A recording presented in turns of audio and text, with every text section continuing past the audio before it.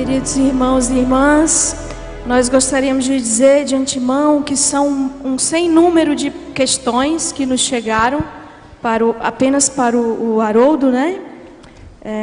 E lamentavelmente não teremos tempo para todas elas, mas nós encaminhamos para ele e ele resolve. Aqui não vai ser possível.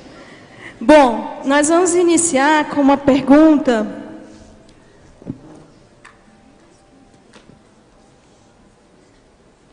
Quando dos 60 anos de trabalho mediúnico do Chico, completados em 1967, Elias Barbosa o indagou acerca de que livros Emmanuel, o seu orientador, o orientava a estudar. Chico responde que desde 1931 Emmanuel o aconselha a estudar constantemente o Novo Testamento e a codificação de Allan Kardec. Por que então o estudo minucioso do Antigo Testamento é necessário? Para o espírita, né? Essa resposta está no capítulo 1 do Evangelho segundo o Espiritismo, na mensagem do primeiro Espírito, instrução dos Espíritos, e a primeira mensagem é a mensagem assinada assim: um espírita israelita, um espírito israelita. Então, um espírito israelita, que não se identificou, mas a gente tem notícias dele na revista Espírita, era um espírito protetor familiar de um grupo de judeus que se correspondia com Allan Kardec e que frequentavam a Sociedade Espírita Parisiense de Estudos Espíritas, né? Recebe, e esse espírita israelita resume de uma maneira linda, dizendo assim: Moisés iniciou a obra, Jesus deu continuidade, o Espiritismo a concluirá. Então, quando nós olhamos para o Novo Testamento e vemos, por exemplo, no capítulo 8 de Lucas, Jesus entrando na sinagoga em Cafarnaum, abrindo o rolo de Isaías, lendo o texto de Isaías e dizendo: hoje essa profecia se cumpriu diante dos vossos ouvidos. Como que você vai entender esse texto do Novo Testamento se você não tiver o livro de Isaías? Como é que você entenderia isso? Faça o seguinte raciocínio: imagine que todos os livros do Velho Testamento tenham sido queimados. Como é que você saberia quem é Isaías? Então vamos para uma outra passagem. Jesus diz assim: e se quereis dar crédito, se referindo a João Batista, esse é o Elias que havia de vir. Acontece que você queimou o Velho Testamento porque você entende que espírita não pode estudar o Velho Testamento, e você não sabe quem é Elias. Como é que você vai interpretar esse texto do Novo Testamento?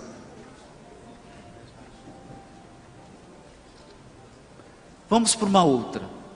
Jesus sobe ao Monte Tabor, transfigura, e lá lhe aparecem Moisés e Elias. Você lê essa passagem no culto no lar, e os seus filhos perguntam assim: papai, mamãe, quem é Elias? Quem é Moisés? Filhinho, eu não sei, porque nós queimamos o Velho Testamento aqui, a gente não estuda o Velho Testamento. Então a própria lógica nos diz que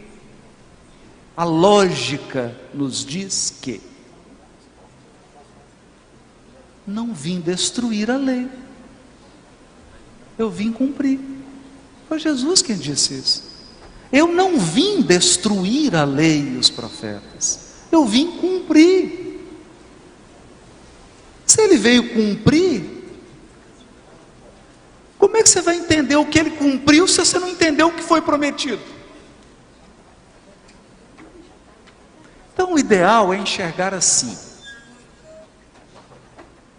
o Velho Testamento como a raiz da árvore, o tronco e a seiva da árvore como Jesus, e os galhos e frutos como o Consolador prometido. É uma árvore, é a árvore do Evangelho. A árvore do Evangelho. Esse é o sentido. Porque aí a gente para de separar. O que nós não podemos é fazer um mergulho no Velho Testamento sem a bússola do Novo, porque aí nós vamos voltar e possivelmente nem conseguir sair. Jesus é a referência, ele é a culminância do processo. Então é a partir dele a gente volta para entender, inclusive para entender aqueles aspectos que já foram superados do texto. Aquelas normas que são normas sanitárias, que são normas de regulação da sociedade da época, que perderam a sua aplicabilidade imediata, mas que deixaram apenas o símbolo, a metáfora para a nossa reflexão de hoje. Essa é a questão. Boa noite a todos, muita paz. Haroldo, qual a sua opinião sobre o Evangelho gnóstico de Tomé e os demais evangelhos tidos como apócrifos? O fenômeno pode ser compreendido como hoje no movimento espírita. Ao lado da obra de Allan Kardec e ao lado daquela obra subsidiária que recebeu do movimento espírita a sua reverência pela qualidade da vida dos médiuns e pela qualidade da obra mediúnica, esse conjunto de obras, eles ficam como referência na comunidade espírita. Mas ao lado dessas obras que são referência, há um conjunto de obras mediúnicas que não tem a mesma qualidade, algumas inclusive têm questões bastante duvidosas, mas como a doutrina espírita é da fé raciocinada, nós não excluímos, não condenamos, mas lemos com discernimento. O mesmo aconteceu com o cristianismo. Nós temos obras que pela vida dos seus escritores, pela proximidade deles com Jesus ou com seus seguidores diretos, e pela qualidade do material produzido, formaram aquele núcleo. Paralelamente a isso, outras obras que têm o seu valor, mas não o mesmo valor, se produziram muito tempo depois. Então, os evangelhos gnósticos, eles são produções tardias, do século III e do século IV, porque o gnosticismo foi um movimento cristão que surgiu muitos séculos depois da exemplificação de Jesus, e que deixou a sua obra. Deve ser lido, claro, mas com esse olhar crítico, com esse cuidado, entendendo que tem valor, é o conselho de Paulo: examinai tudo, retende o bem, mas que não tem o mesmo valor de uma obra como um evangelho de João, um evangelho de Mateus. Aí não tem o mesmo valor, né? Estão num outro contexto histórico, num outro contexto cultural, num outro contexto, inclusive com uma lógica que é própria. Por exemplo, uma lógica do evangelho gnóstico. O evangelho gnóstico, ele lida com um simbolismo, com uma linguagem que não é a linguagem do povo hebreu, não é a linguagem do ambiente em que Jesus viveu. Por exemplo, nos evangelhos gnósticos há um símbolo para transmissão de conhecimento. Então, quando você quer dizer que alguém te ensinou alguma coisa, você fala que beijou na sua boca. Então, os evangelhos gnósticos, eles querem passar uma mensagem de que Jesus ensinou algo para Maria Madalena, e que Maria Madalena foi uma das discípulas de Jesus. E como ele diz isso? Dizendo que Jesus beijou a boca de Maria Madalena. Então, se você mostra isso para uma pessoa que não está familiarizada com a literatura, ela acha que Jesus beijou mesmo Maria Madalena. Beijou, deu um selinho. Não é? Mas não é isso. É porque é uma linguagem própria. O que está querendo dizer? Que ela se tornou uma discípula dele. Então, é toda uma literatura que precisa ser estudada com cautela, porque senão a gente fica repetindo coisas pueris. Bastante pueris, né? Bem pueris. Haroldo, como podemos interpretar as passagens sobre as tentações que Jesus sofreu no deserto e que lições poderíamos tirar delas? Essa pergunta é boa. Essa é boa. Ora, Jesus é guia. E Jesus é modelo. Então vou falar sobre guia. A primeira vez que eu vim no Nordeste foi em Natal. E eu não conhecia nada. Então, tinha um guia. Na verdade, era uma guia, né? E ela conhecia. Então ela me levou em lugares que eu não sabia chegar e não sabia sair de lá. Olha o detalhe. Eu não sabia nem chegar naquela praia, e se me soltasse lá, eu não sabia voltar também. Então ela me levou e me trouxe de volta.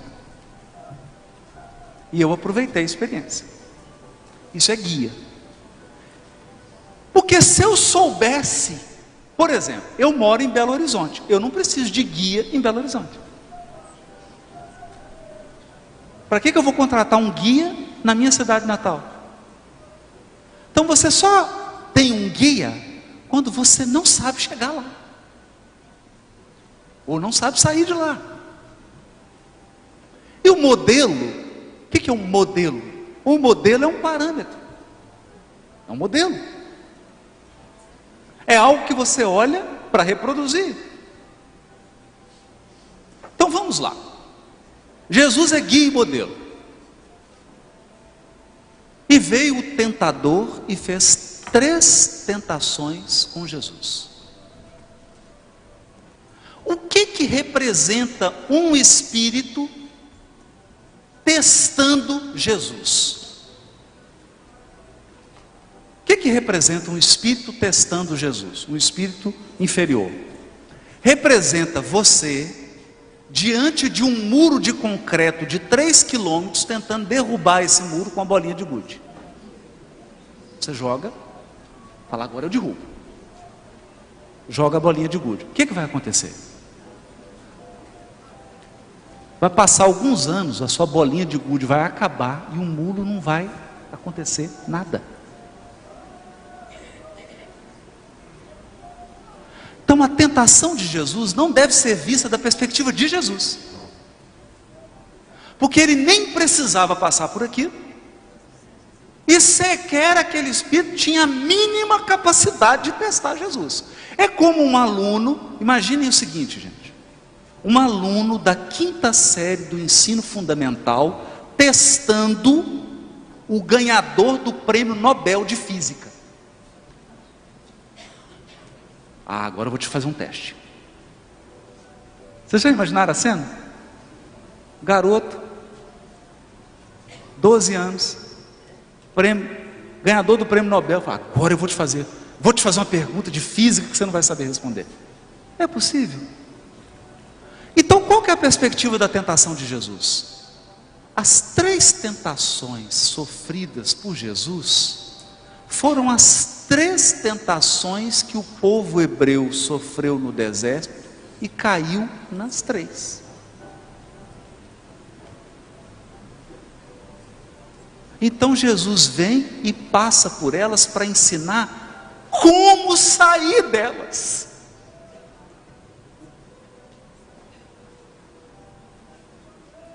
Então o que que é a tentação de Jesus? A tentação de Jesus é aquela parte da aula de matemática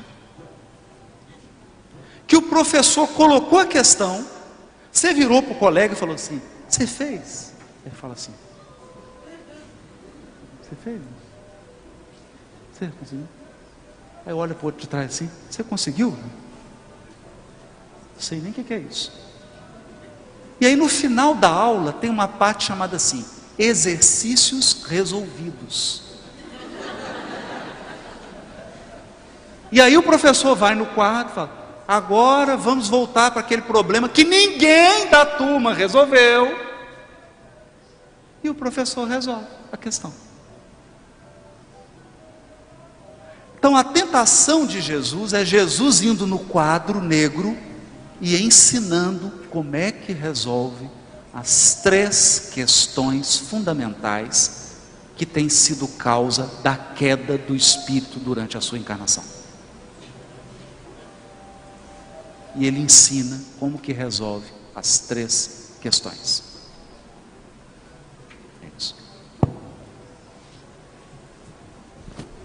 O nosso gentil mestre de cerimônias, Wellington, sugeriu que, em razão do avançar do tempo, fosse a nossa última pergunta, lamentavelmente. E como houve aqui várias questões em torno de Paulo, e há uma recorrente aqui, nós queríamos perguntar ao Haroldo. Alguns pesquisadores criticam fortemente o apóstolo Paulo, responsabilizando-o de trazer ideias próprias ao cristianismo. Até no meio espírita, a despeito da publicação da grande obra Paulo Estevão, de Emmanuel, alguns confrades vêm fazendo críticas semelhantes. Como admirador e reconhecedor da importância do trabalho do apóstolo dos gentios, gostaria que você, Haroldo, dissesse algo a respeito. Olha, eu posso dar aqui o meu testemunho pessoal sem nenhuma pretensão de convencer ninguém, nem mudar a opinião de ninguém, né? Atualmente eu estou traduzindo as cartas de Paulo. Como todos sabem, fiz a tradução da metade do Novo Testamento, foi editada pela FEB, que são Evangelho de Mateus, Marcos, Lucas e João e Atos dos Apóstolos. Esses 5 livros constituem metade do Novo Testamento, e aí ficou faltando a outra metade. Quando ficou faltando a outra metade, eu olhei, né, aquelas cartas menores, eu fiquei todo animado, né? Agora vai rápido. E aí cheguei nas cartas de Paulo. Então eu vou dar o meu depoimento.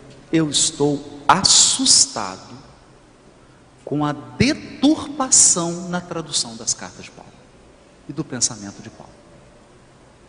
Então, se eu puder dar um depoimento pessoal aqui, nós não conhecemos o pensamento de Paulo lendo a tradução. Não conhecemos. Se alguém quiser perguntar para o Saulo, não é o Saulo de Tarso, não. É o Saulo do Evangelho por Emmanuel, né? Está numa equipe, está me auxiliando com a equipe dele em algumas coisas, da parte material da tradução. Então eu traduzo, mando para ele, né, o resultado, e eles configuram lá o texto, vai colocando as coisas, e eu ficar só na tradução mesmo. E ele o depoimento dele, depois se vocês quiserem perguntar para ele, ele fala assim: Haroldo, mas é outro Paulo. É outro Paulo. E ele sabe grego. Então ele fala assim: mas a tradução que você está fazendo é exatamente o que está no texto. Eu falei: é o que eu estou tentando. Eu estou tentando não mudar a ordem de palavra, não inverter a frase, manter o máximo possível como Paulo escreveu. E está mudando o texto. Então tem um primeiro aspecto aqui. Se você está lendo a tradução e não tem o acesso ao texto original, desconfie do que você está lendo, para começar. Não faça um julgamento desse nível a Paulo, que ele deturpou com base na tradução que você está lendo. Então essa é a primeira dica. É uma deturpação incrível. Segundo aspecto, Paulo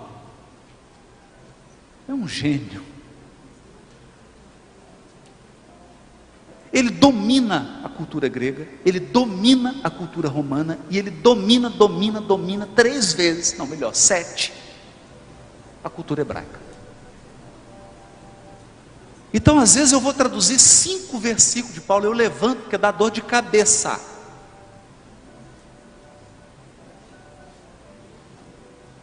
Tem hora que ele começa a falar de um assunto, aí ele fica dando exemplo na cultura romana, exemplo na cultura grega, exemplo na cultura hebraica. Aí eu estou lá com um dicionário de cultura grega, tem que olhar a mitologia, tem que olhar o autor. Ele chega na comunidade, ele cita o poeta daquela cidade. E você tem que ficar examinando o texto do poeta para entender o que ele está falando. A cabeça sai fumaça.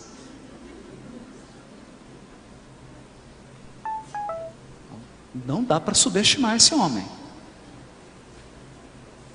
E o que a obra traz? Ele estava sob a inspiração do Cristo quando escreveu essas cartas. O médium era Estevão. Então nós devemos olhar com cuidado maior. Com cuidado maior. O que acontece é que a interpretação da obra de Paulo, a meu ver, é uma interpretação equivocada. Tanto é equivocada que hoje os estudiosos de Paulo, sobretudo um que eu tenho uma admiração profunda por ele, um britânico chamado Nicholas Thomas Wright, fala da terceira onda da interpretação de Paulo. Isso são ele é um bispo anglicano, hein? Não é um espírita falando, não. Um bispo anglicano, doutor da Universidade de Durham,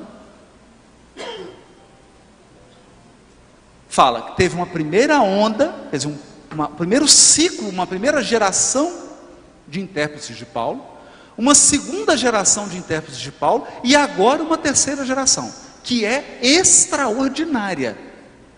Eu adquiri toda a obra do Wright, sobretudo a obra central dele, são 3 volumes, cada volume 1.200 páginas, e posso dizer o seguinte: muita gente no movimento espírita que está criticando Paulo, está estudando o autor da primeira geração.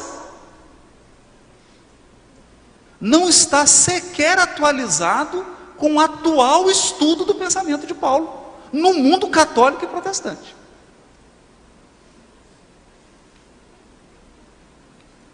Então, temos nosso companheiro aqui, Luciano, da federação, vem do mundo acadêmico e sabe o que é isso. Toda vez que você vai fazer um trabalho acadêmico, a primeira coisa que o professor te pede, revisão bibliográfica. Você tem que estar atualizado com o pensamento contemporâneo. Tem que estar atualizado.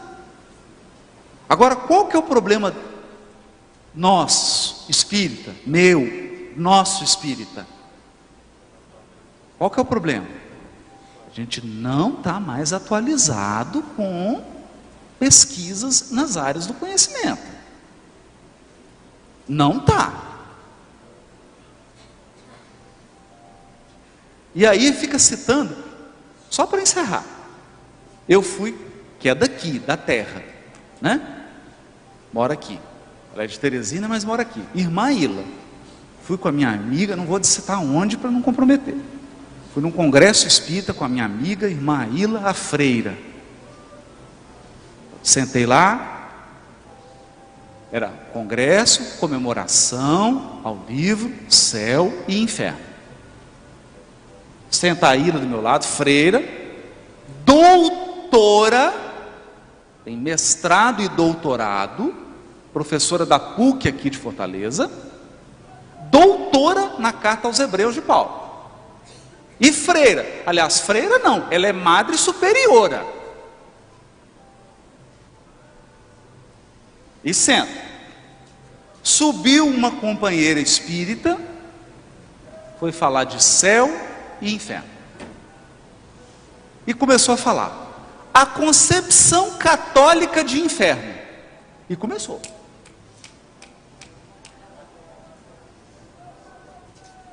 E eu fui vendo aquilo, falei, Jesus. E a maninha do meu lado, a freira.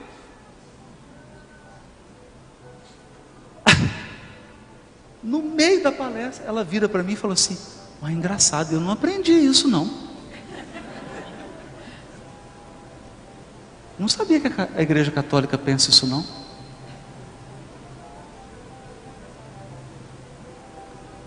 Ou seja, quando ela falou isso, aí eu entendi o que ela estava dizendo, que ela era delicada para dizer as coisas. Depois eu fui conversar com ela. A pessoa estava citando o pensamento da Igreja Católica na Idade Média.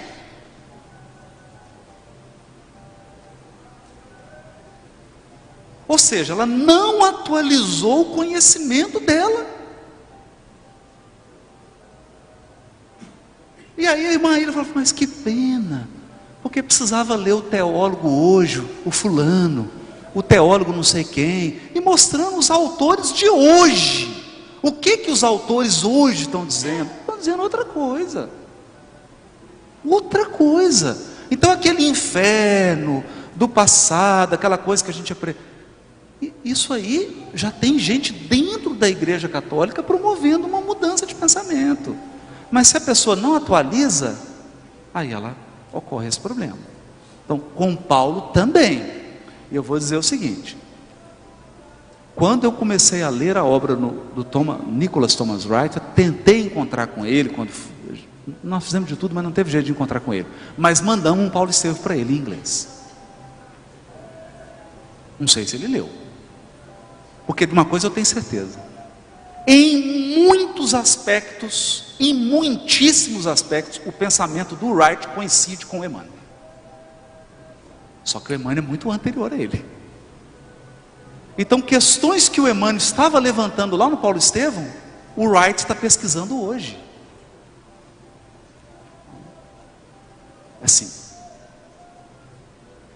como diz um amigo meu, chinela da humildade, vamos calçar, chinelo da humildade, vamos estudar, vamos aprofundar, porque para criticar Paulo e acusá-lo de deturpar o cristianismo, eu tenho meus receios quanto a esse tipo de posição, com certeza.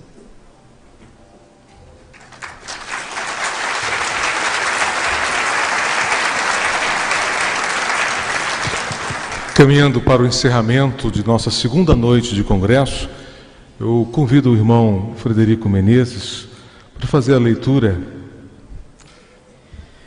Bom, amigo, eu vou ser carinhoso e caridoso com o pessoal que está na fila para autografar, que está em pé ali há 45 minutos. Então, dentro de 60 minutos, vocês vão poder começar. Estou brincando, viu? Olha, gente, dois amigos espirituais nos ditaram, enquanto o Haroldo estava fazendo a abordagem dele, nos ditaram mensagens, breves bilhetes, recadinhos para a gente sobre esse momento. O primeiro, peço a vocês a compreensão, porque ele foi escrito meio assim, não muito habitual, tá certo? Então eu vou tentar ler aqui contra a luz, porque está meio complicadinho, mas eu vou conseguir. Vamos lá. Ele intitula-se, porque ele está escrito de trás para frente, especular, né? Esta é a hora, este é o momento. Esta é a hora mais que nunca. A mensagem consoladora do Espiritismo precisa alcançar mentes e corações. A aflição golpeia, a dor dilacera, a obsessão graça, a lágrima cai, corações tombam. Eis que a regeneração precisa consolidar-se. Eis que a regeneração precisa consolidar-se em nós. Mais que nunca, apresentemos ao mundo que duvida, ao homem que cai, a alma que perdeu a esperança, a gloriosa mensagem da nossa renovação. Sejamos serenos, amorosos, cônscios, racionais e confiantes. Avancemos ante a grande sombra das provas humanas. Acendamos o sol dessa verdade, clareando vidas e estendendo este sol dessa alvorada ardente. Kardec iluminando o raciocínio, Jesus aquecendo o coração. Esta é a hora do testemunho da realidade do espírito imortal. Esta é a hora da renovação moral da civilização terrestre. A partir de nós próprios, a partir da nossa própria renovação. Muita paz, Albino Teixeira.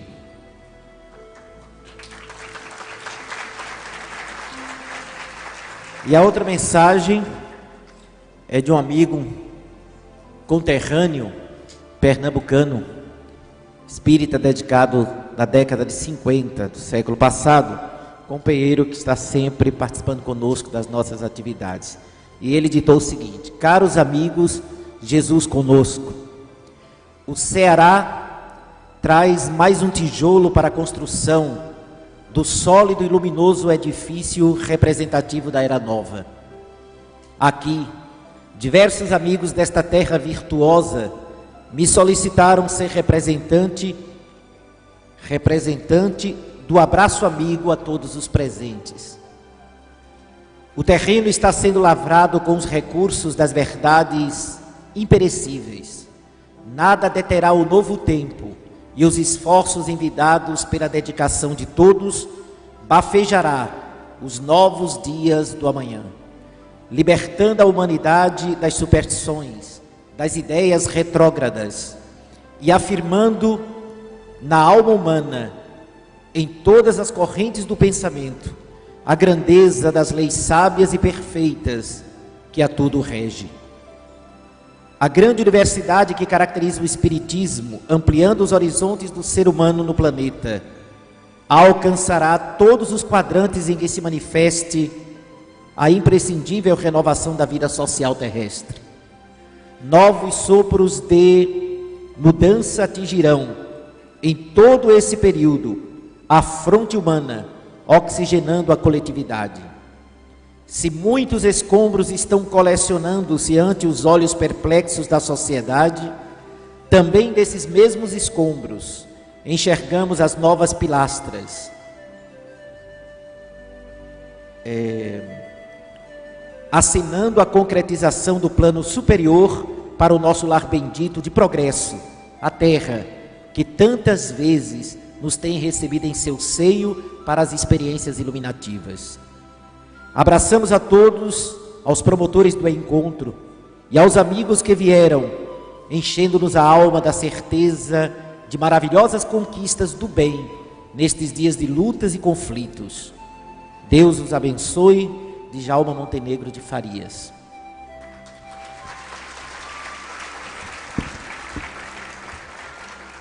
E para a prece final, convidamos o irmão Haroldo Dutra.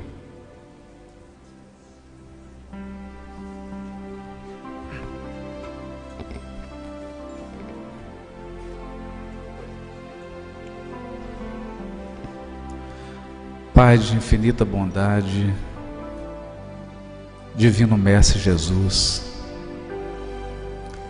nossas almas te agradecem as dádivas dessa noite, na presença dos amigos espirituais que nos sustentaram e que dirigem esse evento e a Federação Espírita do Estado do Ceará.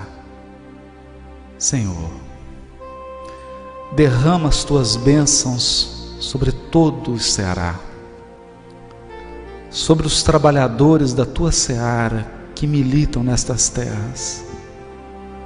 Ampara, Mestre, as nossas famílias, os nossos entes queridos, nossos lares, nossas casas espíritas. Sustenta e dirige a federação, Senhor.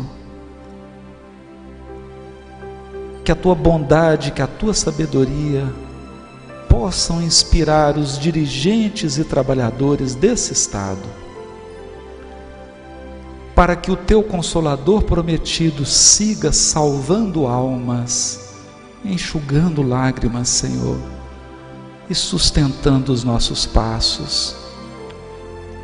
Permanece, Mestre, dentro de nós e conosco, nas sombras das provações e das expiações.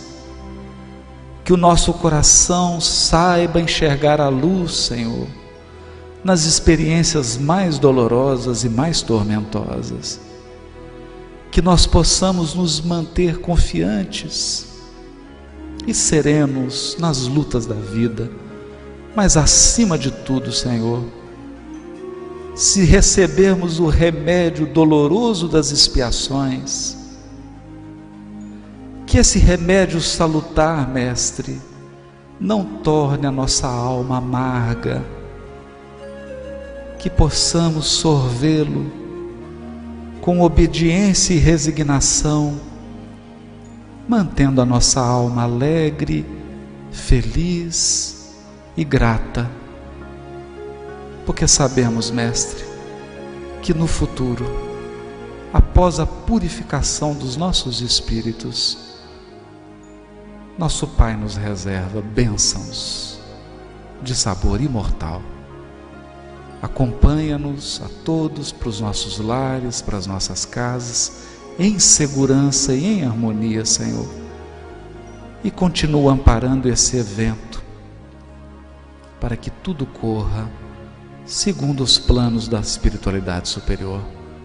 Obrigado, Jesus, pela bênção, pela oportunidade, que assim seja.